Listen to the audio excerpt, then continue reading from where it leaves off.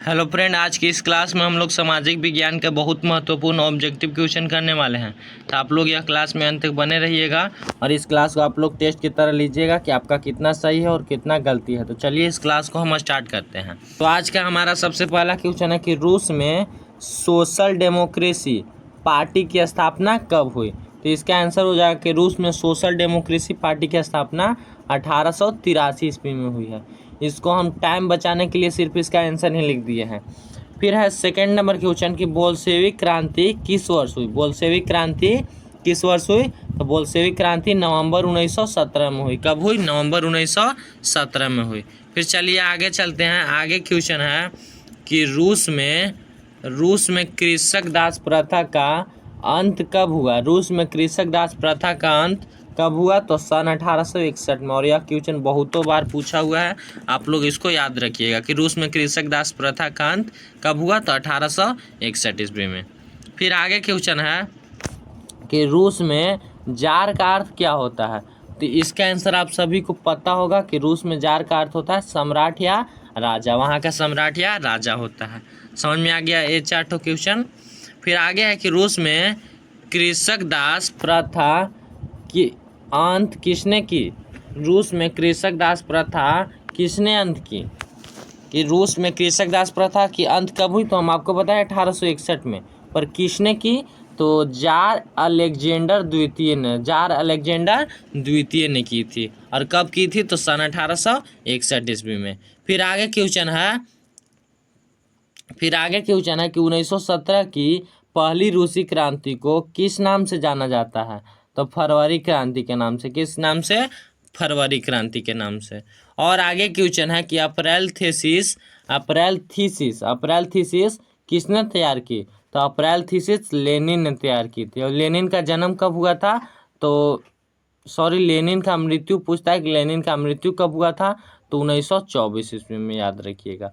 और है कि लाल सेना का गठन किसने किया। तो लाल सेना का गठन ट्रोट्स्की ने किया था। कौन ने किया था? ट्रोट्स्की। याद रखिएगा कि लाल सेना का गठन ट्रोट्स्की ने किया था।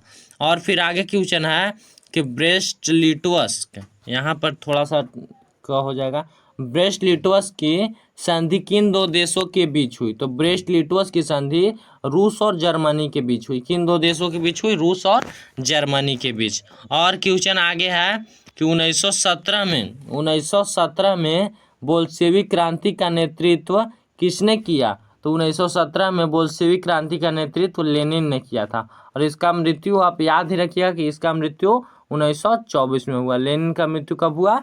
तो 1924 में हुआ। फिर है कि साम्यवादी शासन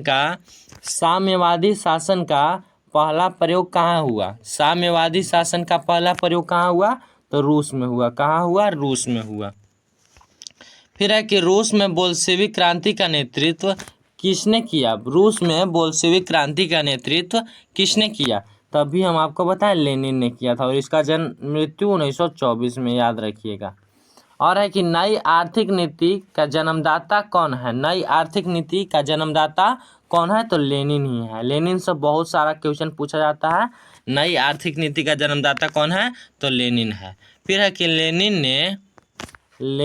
ने नई आर्थिक नीति की घोषणा कब की थी। नई आर्थिक नीति का तो जन्मदाता इन्हें कहा जाता है, लेनिन को। पर इसने नई आर्थिक नीति की घोषणा कब की? तो 1921 में। और 1924 में लेनिन की मृत्यु हो गई। कब हुई थी मृत्यु?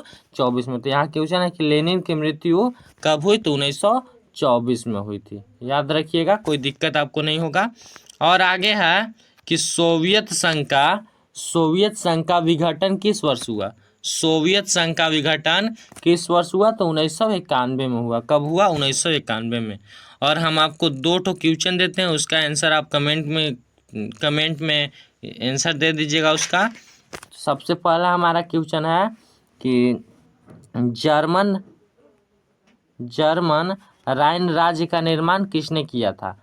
जर्मन राइन राज्य का निर्माण किसने किया था।